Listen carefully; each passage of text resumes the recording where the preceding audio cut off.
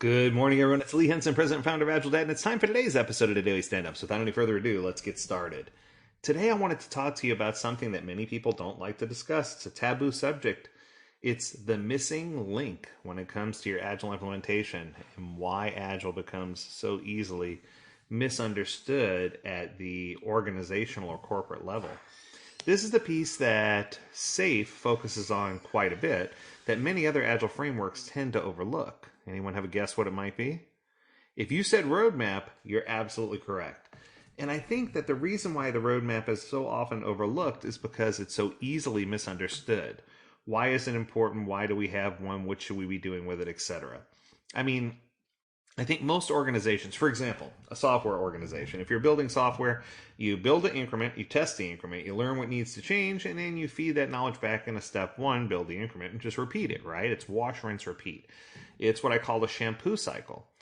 And, that is fundamentally different from what waterfall teaches us, right?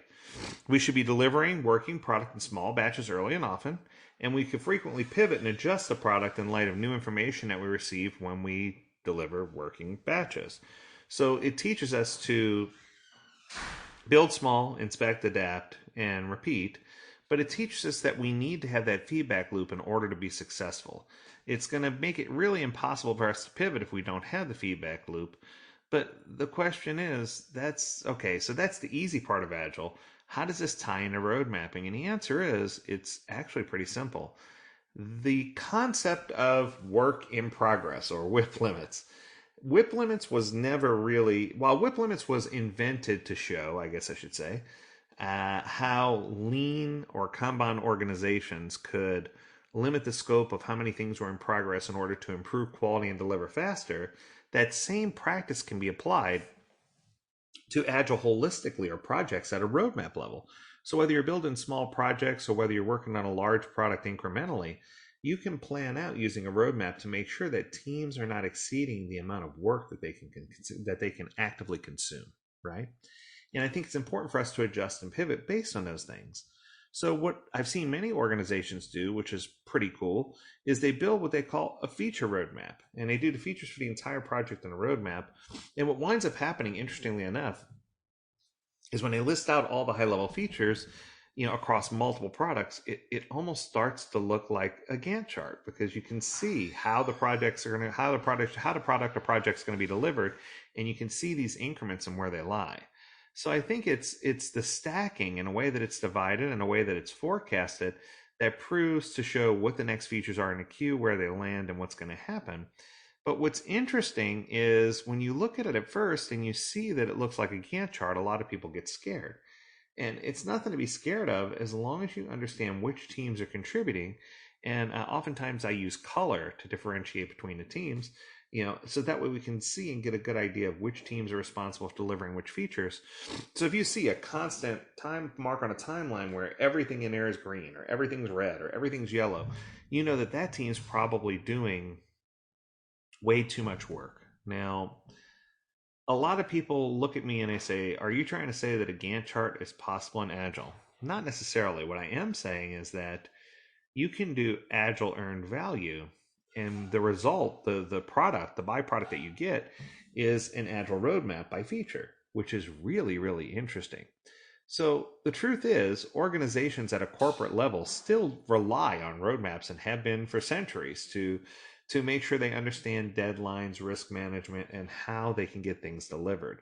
It places a deliberate focus on just-in-time planning, and it helps us to really understand what's out on the horizon. But we don't want to plan too far out on the horizon, or else that doesn't make sense. But we also don't want to wait until the last minute to do everything, because that doesn't make sense either. So the missing piece right there in the middle between this huge technical user requirements document that covers everything for the next 9 years, and nine's an exaggeration, and let's plan for what we're going to do tomorrow. The missing piece in between that is having a solid roadmap that gives you some forward planning with the intention that you're not going to plan too far ahead, but you're going to show what people can expect to see next. And I think that is the key. And it is the missing piece of Agile. So there's a clue right there in the name. So the name Agile, it's the ability to move quickly and easily. The first synonym of Agile is nimble. And the purpose of Agile is you can incrementally deliver value and then pivot quickly based on what the market tells you. So it's this fast feedback cycle built upon observation and reaction to what's happening in the real world.